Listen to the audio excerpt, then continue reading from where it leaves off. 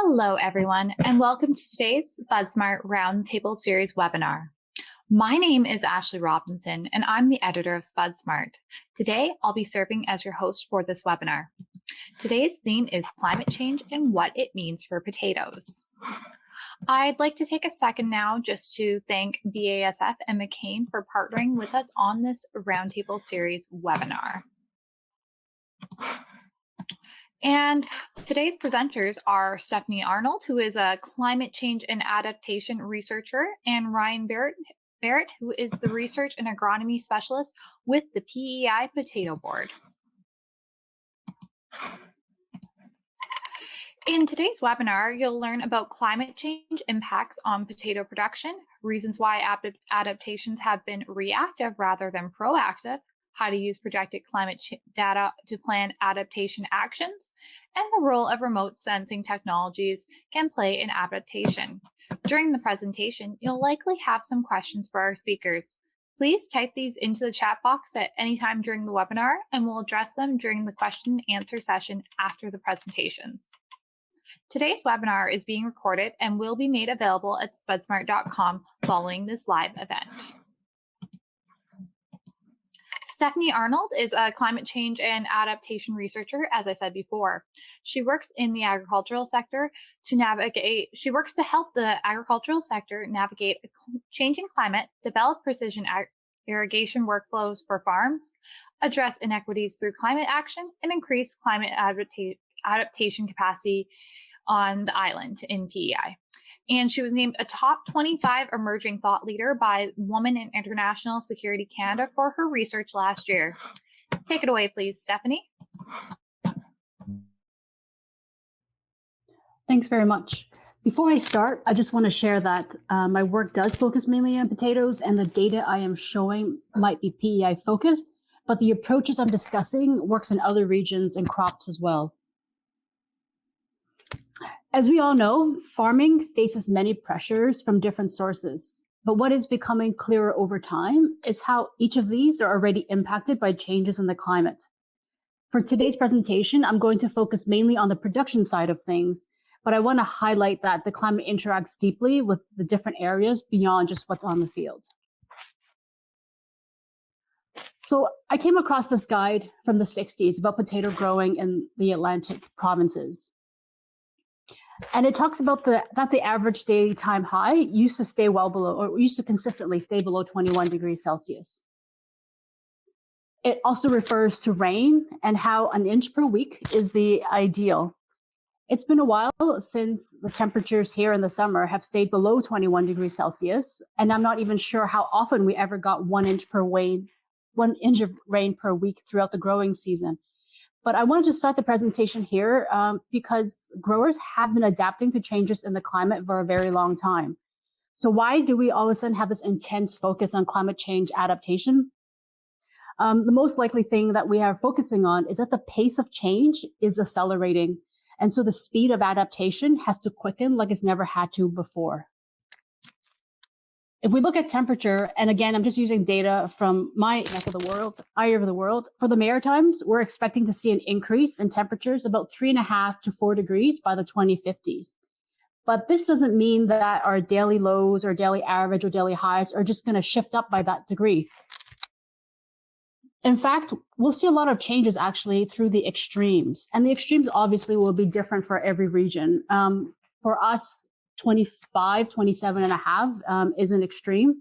And so when you think about where it used to be below 21 degrees consistently, and now when we get 27.5 here, it feels like an extreme heat wave in the summer. That's going to be basically the norm throughout the entire summer months into the future. And on the precipitation side, we're going to expect an 8 to 10% increase. But again, it's not going to be a consistent 8 to 10% every time it rains or snows, because precipitation patterns will also change in different ways. The events will become more intense, the seasonal rainfall amounts will be impacted, and also the type of events will change. We are already seeing many more rain events in our winter months than in years past. So talking about intensity, a 2 inch per hour precipitation event used to be quite rare, 1 in 100 year event. But moving forward, they're going to be much more common at 1 in 25 years. So how can we use all this climate data when there's so much uncertainty? And also when we talk about averages, it doesn't actually give us enough information to act. If I tell you a family has an average age of 17.8, it doesn't actually give you information about any particular family member. And when you apply that to climate data, same thing goes. That thick red line shows a 30-year average for precipitation. But does any one year actually follow that trend? And what happens one year, perhaps the exact opposite will happen the next year.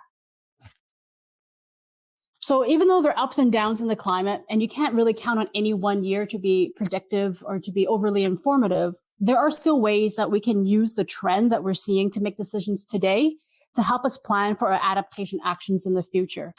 And in fact, being able to plan and look into the future can help farmers make better investment and farm management decisions now. Before we get into some of those decisions and how we can make them, I want to share quickly the types of impacts that we can expect to see in the industry.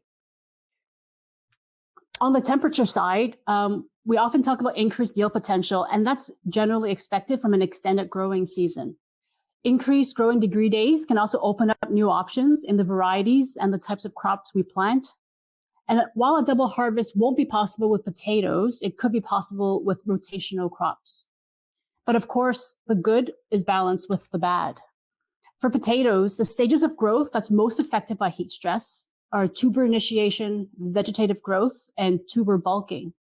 When the temperatures are high and there's more respiration, dry matter distribution favors developing foliage. And so tuber dry matter suffer, and they can get unacceptably low, especially for the processing industry.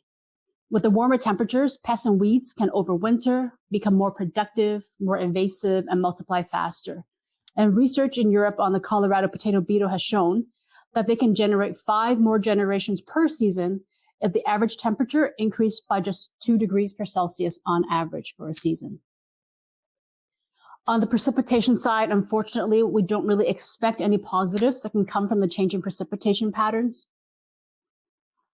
And because warmer weather can hold more water vapor, we will also see longer periods between rain events. And when it does rain, it will become more intense. And so you can see drought-like conditions and excessive soil moisture multiple times within the same season. This higher temperature combined with the irregular and intense rainfall can cause occasional flooding, which increases the risk of bacterial infections.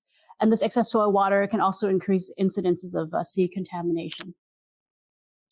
So knowing those basics, you can see a lot of uncertainty when we're talking about climate change adaptation. It's difficult to be proactive when you are not sure what to base your decisions on. Can we look at averages? How do we use trends? We're also uncertain about the types of impacts, where and when they'll happen, and how severe they'll be. And so the limitation is, well, let's wait and see. That's because you don't want to spend your limited resource too early to prepare for an impact that might not come or might come later, or is it as bad as we anticipate? There's also a concern about whether or not you would bother spending the time and money on something if it's not going to be enough when all is said and done. And there's never a guarantee that what you're doing will work. And what if you accidentally create another issue? So the approach I'm using for potatoes and PEI helps to remove some of that uncertainty. I look at what the external pressure points the farmers are facing, when they might trigger an actual adaptation action, and then how you can lay them out, the different options, so that you can choose and sequence them in a way that makes sense for each individual farmer. Now, this is sort of a theoretical outline, but I'm going to have a concrete example after this. So just to explain, that white space in the middle is the sustainable space. And I'm talking about sustainability on the farm, both from an environmental and a business point of view. The arrows you see on the top and bottom, they are the external pressures that shape and change what we consider sustainable. This could be regulations. It could be changes in the climate. It could be market forces. They constantly change what is sustainable on the farm. And everything in the middle is a choose your own adventure. You know, the black arrows is the path you take from one decision point to another. And the idea is to try to stay within that white space as much as possible and to navigate that space.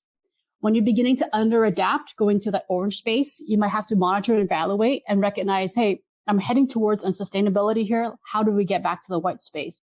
And so this is very dynamic. It's tending to move. And there's no one right way. It depends on, for any particular farm, their space is different, depends on what their high pressure areas are. And it also depends what resources, expertise, and their willingness to change. And that really dictates what your space looks like and what path you're going to take. So here's an actual example of how this would play out.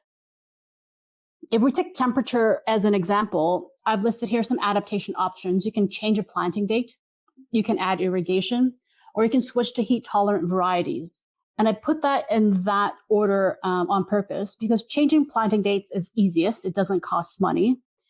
And when you're talking about heat tolerant varieties, I put that later because we can be referring to a variety that hasn't yet been developed, or we're referring to a variety that doesn't yet have a large market you can sell to. And that takes, in both of those instances, it takes more time to put in place.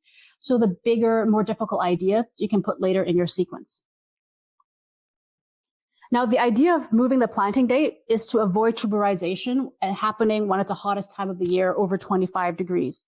In some regions of the world, this could mean delaying planting. In ours, it means moving the planting up earlier in the season. And this is where using projected climate data can come in. I pulled this data for PEI, but this you can do for any region. For PEI, you won't really hit, tuberization won't really hit 25 degrees and over until about 2028. So this gives you an idea that that adaptation option will really start around the late 2020s. And how far can it go? Well, you can keep moving it up earlier and earlier and earlier in the season, but at some point you're going to hit frost. So using the projected data for PEI, roughly around 2044 is when that adaptation alone can no longer deal with avoiding tuberization during the hottest time of the year. So in this way, we're able to map that adaptation option out on the map. And if you look at the next thing, which is irrigation, you can do a similar analysis, and it would depend on temperatures and evapotranspiration rates in your region. It would depend on rainfall and how often drought-like periods can occur. So I just put an arbitrary, from the 2030s and until about the 2060s, when you feel like perhaps at that point, no amount of irrigation can really overcome the heat stress that your crop is experiencing. And the last one about varieties. When it comes to building, a super spud that can be more climate resilient, it might take some time to develop and to find a market for it. So here I've put a date of 2040s for farmers that don't or can't irrigate when this option is needed.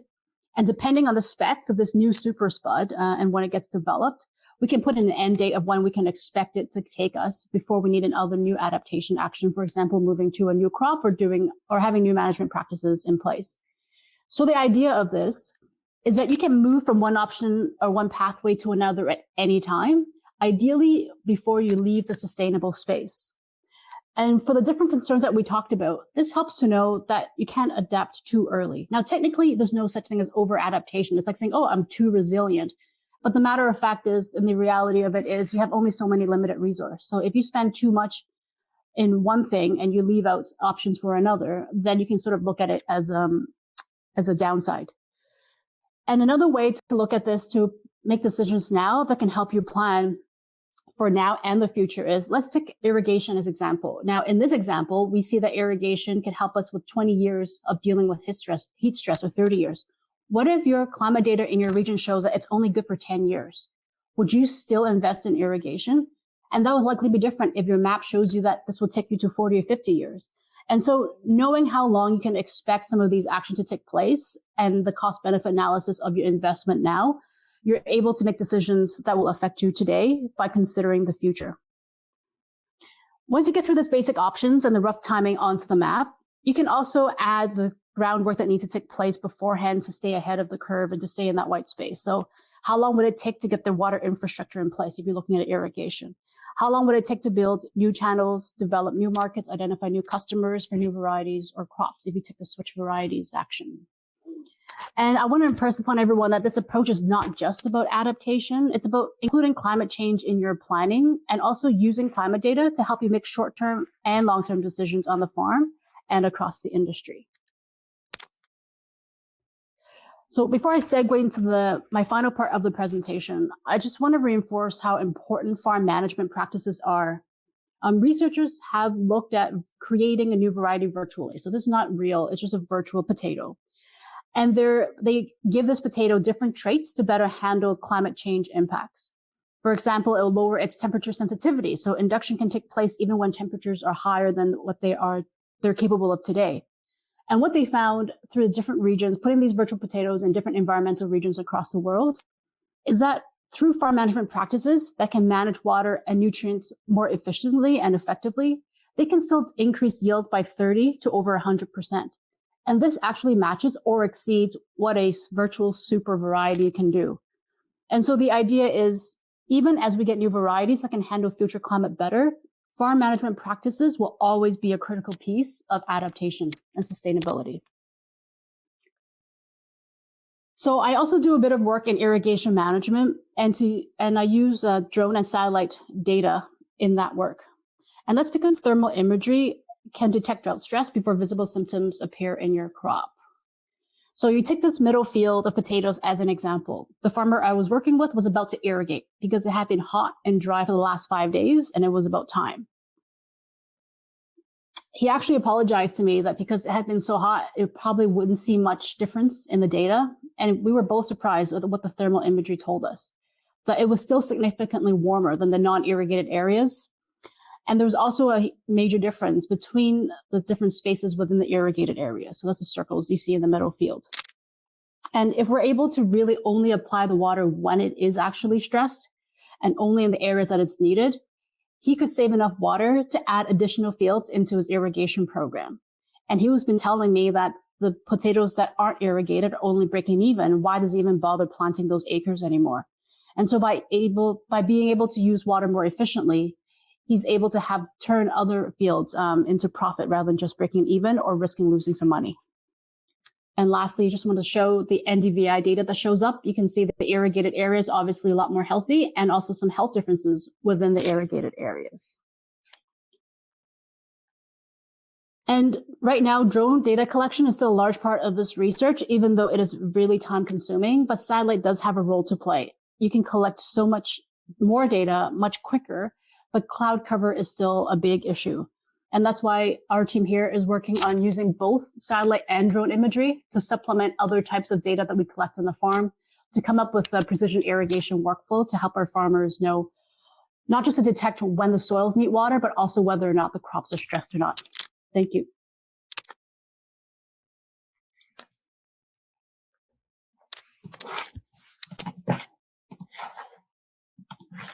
Thanks so much. Thank you so much there, Stephanie. That was really interesting. And our next presenter is Ryan Barrett, Research and Agronomy Specialist with the PEI Potato Board. Ryan coordinates local and national research projects with a number of different partners, as well as conducting on-farm research trials with a number of PEI potato growers in his role with the board. Recent areas of his research have focused on including cover crops, use of soil building and disease suppressive crops and potato rotations, managing potato early dying complex, and management of physiological age of seed.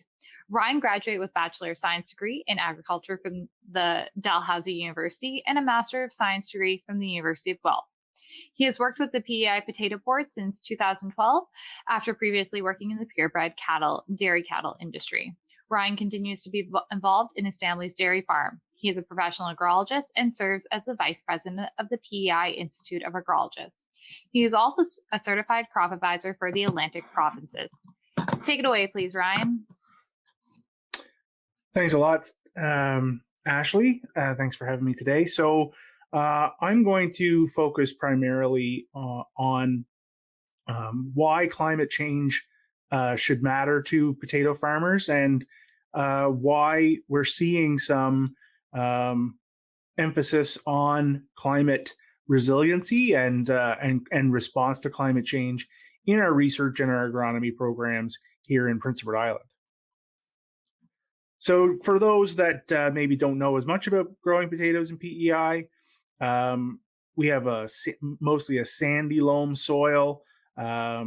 We get normally around 1,100 millimeters of annual precipitation, which most on an average year is enough to grow a good crop of potatoes. But as Stephanie just mentioned, sometimes those averages don't come out at the times that you want them. We have the largest acreage of potatoes in Canada. Our industry is fairly heavily regulated here in terms of We have crop rotation legislation and enhanced buffer zones, all sorts of regulations around what fields can be planted to potatoes, and now a new program around soil health monitoring to obtain water permits for irrigation. Most potatoes are in a 3 or 4 year rotation. There are some that are in a little bit shorter rotation that have management plans, some that are in longer. And as I noted, most of the potato production in PEI is rain-fed. So climate change is a present reality, and some of this will be a rehash of what Stephanie shared. But of course, we are seeing, especially here in the Atlantic Northeast and in Prince Edward Island, we're seeing increased heavy rainfall events, more frequent periods of drought, especially late July, early August, increased daily temperatures, as Stephanie shared, changing precipitation patterns. A lack of frost during the winter, unpredictable early and late frost events, just different than the pattern of what we've seen, what our fathers and grandfathers saw when they were growing potatoes. And what impact does this have on potato production? So, of course, those heavy rainfall events, they can drown out potatoes that are already up and growing. They can cause soil erosion, surface and groundwater contamination, and by that I mean primarily with nitrates and phosphates and runoff from fertilizer. With lack of precipitation, of course, you get that immediate stress on plants under rain-fed fields where there's just not enough rain, not enough moisture to properly grow those potatoes, and then down the road it's a lack of recharge for groundwater and surface water that may be needed for irrigation. So, if we have a year with no rain and no snow or very little, not only is that a problem this year, but it can be a problem later on as well. And then, of course, with the increasing temperatures, Stephanie mentioned, the impact on the growth cycle and tuberization. I know, talking to some growers in Alberta this year, the really hot weather at tuber initiation resulted in a lot of plants just dropping their first set of tubers, and we've seen that here in PEI before as well, and that really limits yield in certain varieties. And then, of course, things like internal tuber defects, things that normally we haven't faced too much in Canada, but in certain varieties or certain areas, there can be all sorts of internal net necrosises and things that show up more with high soil temperatures. Those changing precipitation patterns, sometimes it's as simple as too much rain in the spring. It makes it hard to get on the land in the spring and get things prepared, and that slows down, planting dates. Because you don't want to be traveling on ground that's not fit and compacting soil, all those sorts of things. Too much rain in the fall. We've seen that in PEI. We've seen that in Manitoba. We've seen that in other places where too much rain and too much precipitation led to, fields being abandoned and acres being abandoned and not harvested in the fall. Too much rain at any time can cause nitrate leaching, whether that's too much rain during the growing season and it leaches nitrate out at the time when it can be used, or after harvest when there's no crop there and we're just losing nitrogen from the system. And not only is that a waste, there's nitrogen that's being paid for is just being lost to the system, but it's also an environmental contaminant. We find that our weather forecasting in PEI seems to be increasingly unreliable. And through that, we've identified we need to have more weather stations. We need to have a PEI specific radar. These are things that would help. The School of Climate Change at UPEI has been a great help in terms of, coming up with a project to put up more, a denser network of local weather stations in PEI. That's still very much in progress, but we need to have more data to be able to make better forecasts. And then, lack of frost in the winter, what impact does that have? So, of course, that for certain insects, that can increase insect pressure. We've seen maybe a growth of wireworm in a few fields this year where people weren't expecting it, and I think partly that's due to a very mild winter last year. We can see increased generations of Colorado potato beetle. Corn borer is something we're seeing a bit more in Eastern Canada in the last little while. And of course, in those, in a place like Prince Edward Island and in potato production, we are able to mitigate a bit of soil compaction through the fact that we have frost in the winter and frost thaw cycles. If we don't have a lot of those frost cycles, it is a natural compaction buster that we don't have. So how can farmers respond? How do we use our agency to respond to the challenges of climate change? Well, firstly, we can do our part to reduce greenhouse gas emissions and be part of the solution. And I think all Canadians are going to be asked to be part of that solution, but also that's improving the resiliency of our farms to that changing climate. And that's mostly what I'm going to focus the rest of my presentation on. Touching on the reducing greenhouse gas emissions, one thing that we've learned over the last number of years is that reducing nitrous oxide emissions is probably one of the major ways that farmers can reduce their impact on the environment and reduce their impact on climate change. And nitrous oxide is many times more serious as a greenhouse gas than carbon dioxide. And so doing what we can to reduce nitrous oxide by whether it be reducing nitrogen or using a protected nitrogen source like say ESN or Super U or Agritane, something that maybe has a more of a slow release process to it.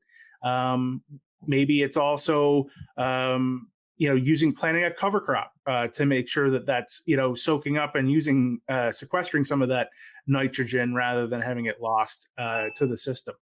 Then it's also things like converting non-productive land or sensitive areas to permanent grass or permanent trees, which sequesters carbon, reducing tillage passes, which not only reduces fuel consumption, but also carbon release from the soil. So it's a kind of a double whammy. Changing how we manage our manure and our composts to, again, prevent release of methane, prevent release of nitrous oxide and carbon dioxide. These are all examples of things where I think many farms can be involved in being part of that solution. But when it comes to building resiliency, there's a lot of parts to this, and this is a lot of how an individual farm can respond in terms of making their farm, I say, climate change resilient. And so one big one is improving soil organic matter. So, it's not news to, I think, anybody on here that increasing the organic matter level of our soil is associated with increasing the water holding capacity, helps to buffer changes in soil temperature and keep soil cooler. It can help foster a healthy microbiome that suppresses disease and cycles nutrients. And of course, it sequesters carbon, as I mentioned before. By building soil health, what are we doing to do that in Prince Edward Island? What are we doing that? How are we approaching that in potato production? So we're evaluating different crops and different mixtures that maximize root growth and maximize carbon sequestration. We're evaluating crops and mixtures that feed the soil and build that soil organic matter while at the same time suppressing diseases that are many of which are soil-borne. And then we're also evaluating crops and mixtures that naturally break up soil compaction without the need for deep tillage. So that can be things like daikon radishes or alfalfa crops that have deep tap roots that can help to break up the soil. Cover cropping, I think, is a big way that we can introduce more resiliency in our systems.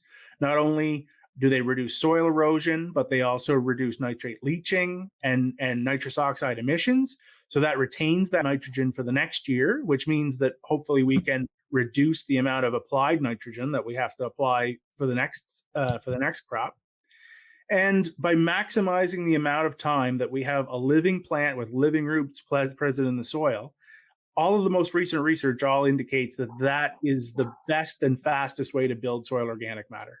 It matters much more how much of the year your field is green and how much root mass you have than how much above ground, trash or biomass you have left.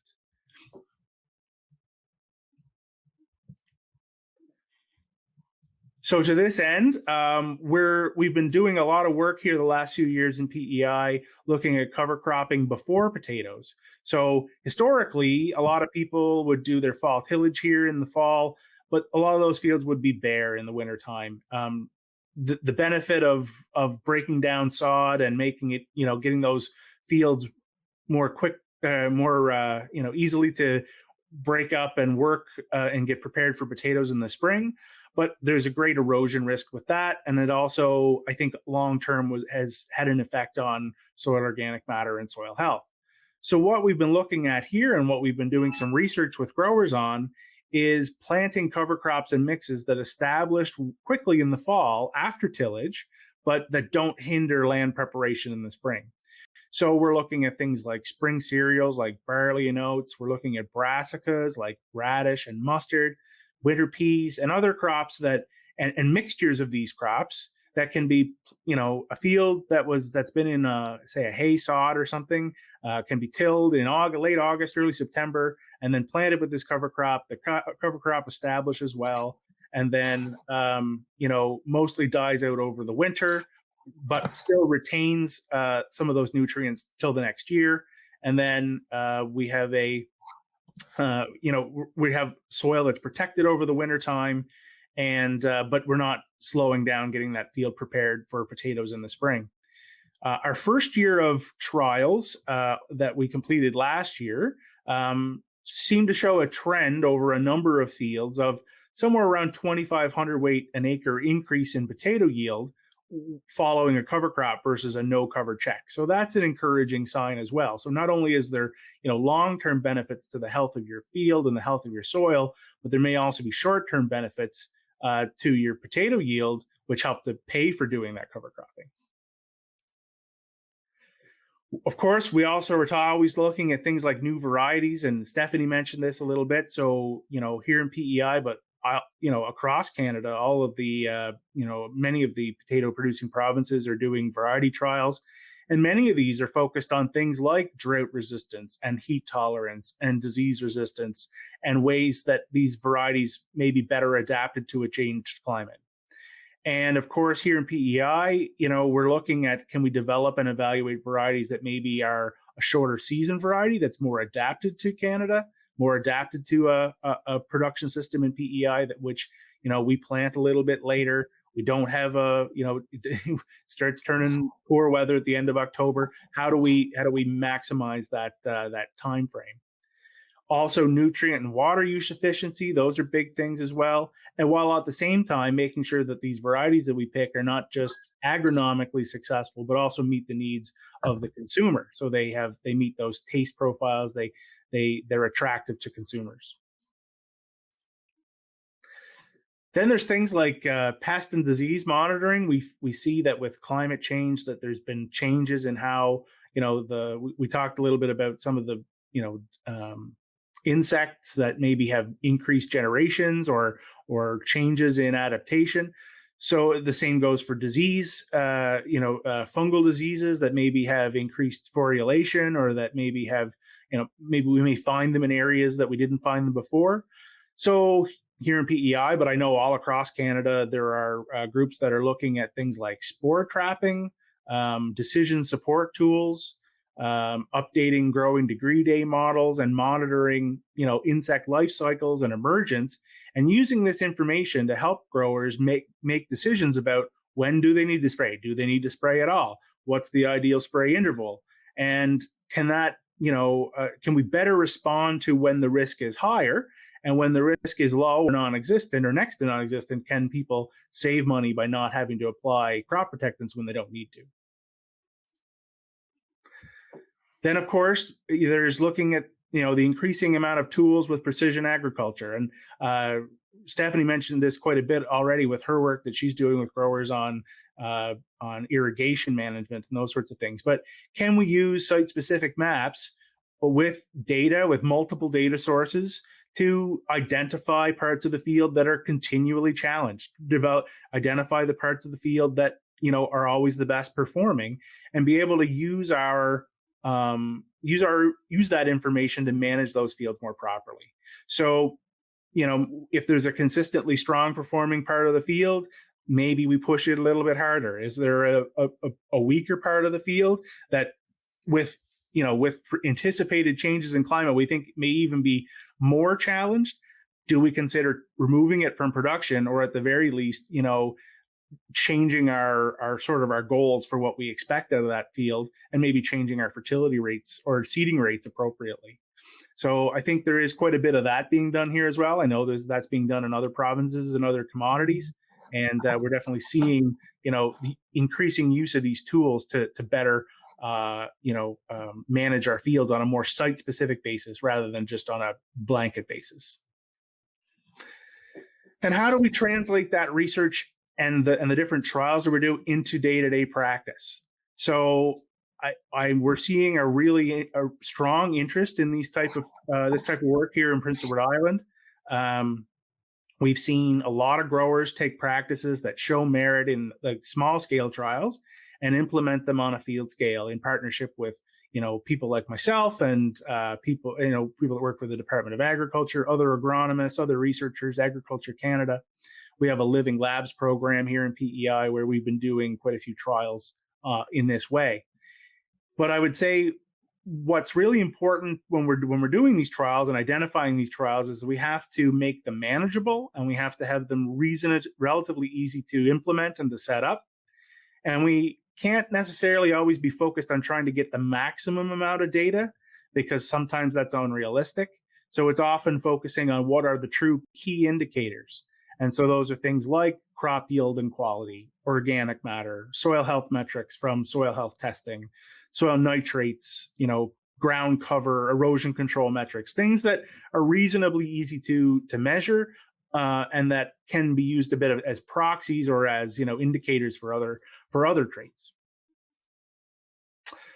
So with that, that kind of gives you a bit of a run through of some of the ways that I think that PEI growers are addressing climate change adaptation and climate change resilience, and maybe how we're looking at it as a board as well. I welcome any questions. You can contact me at any of the ways that you see there, or you can feel free to ask some questions in the chat here. Thanks, Ryan. Great job to both yourself and Stephanie on the presentations. And as mentioned, if you have any questions for our presenters, please type them in the chat now. And we're going to start the question and answer session. And first off, we have a question from Vikram Bish, and he's asking about tile drainage when we are experiencing intense rains. Could that be another consideration? And I think this was from during Stephanie's presentation. Yeah, and I've heard farmers discuss that almost in a reactive way. Whenever we have a really dry season, over the winter, we talk about maybe we should really look into expanding or starting with irrigation. And we have a really wet season, particularly a harvest season. We'll hear, oh, we really got to get on getting some tile drainage. So yes, tile drainage definitely is one of those adaptation options for intense rain events. And I know that there is research being done to integrate sort of the dry periods and the wet periods better, so that the tile drainage and the irrigation are talking to each other and working together. Because as I've said, in one season, you can experience both multiple times throughout the season. Ryan, do you have anything to add yourself? Have you heard anything about this? Yeah, there is definitely an increased interest in tile drainage here, and there has been some more tile drainage going in. One thing I would mention is that tile drainage sometimes is seen as the answer when more of the answer can be improvements in soil health and reductions in compaction. Investing a lot of money in tile drainage, which in tile drainage is a very expensive process, maybe sort of treating a symptom rather than a root cause in some cases. There are fields that definitely need to be tiled. I know, my family farms on some land in Western PEI, some of which that is high organic matter, not in potato rotation, very strong soil health, but often you can't get on it until June. And it's because it's wet land, and it's land that probably would be a candidate for tile drainage. There are other fields which, if there were improvements to fight compaction, if there were improvements to traffic on those fields, they may not require tile drainage. And so I think it's going to be very field by field and identifying, what is more important. Thank you, Ryan. And our next question is from Victor Kolevev, and I'm sorry for I'm sure mispronouncing your name wrong. And I think this is in regards to when we're talking about new varieties. And he asked, what do you think of real TPS potato seeds? So true potato seed, there's definitely more research happening on that all the time. Having true potato seed working on a commercial basis in Canada will be challenging based on the shortness of our growing season.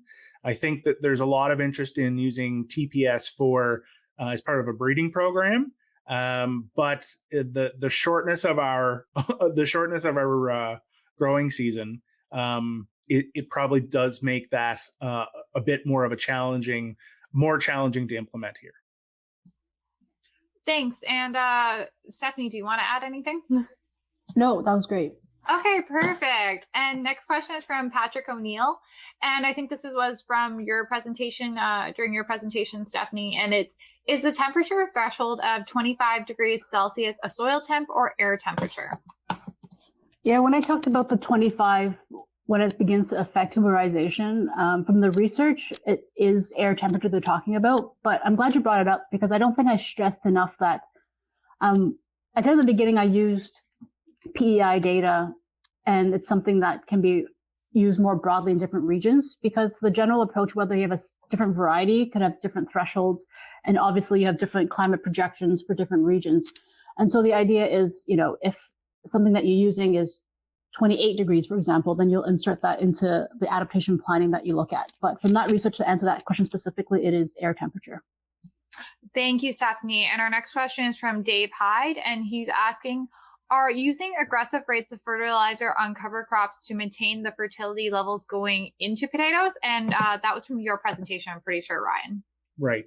So for the most part, cover crops, if I'm talking about a fall cover crop that's only being planted, say, after the end of August and into the fall season, almost all of those cover crops are not fertilized because one of the main goals of those cover crops is to hold and sequester nutrients and carry them over to the next year.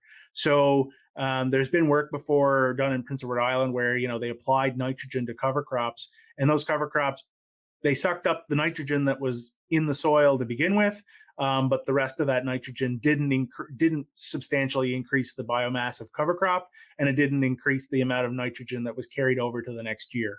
So I think really for when I talk about cover crops, most of the time I'm talking about fall cover crops, and so most of the time, we're looking at those as holding nutrients rather than fertilizing them more. If you're talking about more of a full season cover crop, so you're looking at, say, a disease suppressive crop that's going to be grown during the year, or maybe double cropping, say mustard or buckwheat or Sudan grass or something, maybe relay cropping because you're trying to fight, disease, and you're also trying to help with soil health. Some of those crops may require a bit more fertilization, and specifically for certain nutrients. So things like, mustard, if you're doing a biofumigation with mustard, you require a significant amount of nitrogen, but also specifically sulfur to get the buildup of those glucosinolate compounds that are needed for biofumigation. For other cover crops or for other crops, like if you're growing hay crops like alfalfa, they require more calcium, they require more potash. So it's important to look at the agronomy when you're looking at those cover crops and choosing what crops to put in those fields. But for just a fall cover crop, we're generally not looking at additional fertilization. Thanks, Ryan. And now we have a question from, and I'm sorry if I mispronounced your name wrong, William Dolman.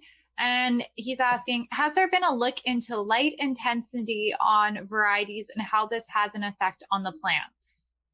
I'll throw that out to either of you.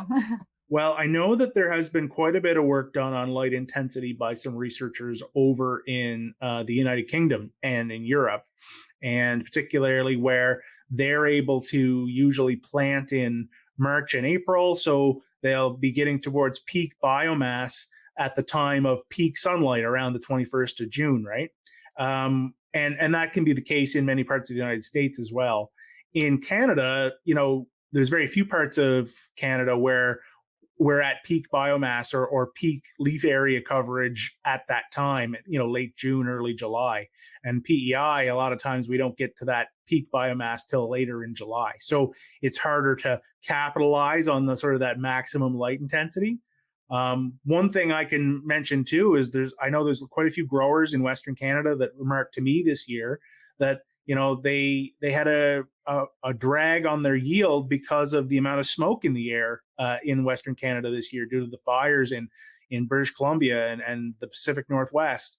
And that amount of smoke filtered some of the sunlight, and that had an impact on yield, and not just in potatoes but in grain and corn and other things as well. So that's something. If we see more fires in with a changing climate, and we have years with lots of smoke that's blocking out the sun, that can have a downward impact on yield as well. Thank you, Ryan. And Stephanie, would you like to add anything to that? Just very quickly, when I talked about the virtual potatoes that the researchers built and tested different traits, sensitivity to the photoperiod was one of them. So between what Ryan has mentioned and also what the researchers are looking at, it does sound like it's a trait that they're trying to maximize production out of the potato using that trait. Thank you. And well, that's all we have time for today. And I'd like to once again thank our speakers, Stephanie and Ryan, for joining us. And I would also like to once again thank our sponsors, BASF and McCain, for making this webinar possible. And a big thank you goes out to everyone for participating. I hope you have found this information valuable. Again, a recording of this webinar will be made available on spudsmart.com shortly after the end of this webinar. Thanks again, and we hope you all have a wonderful day.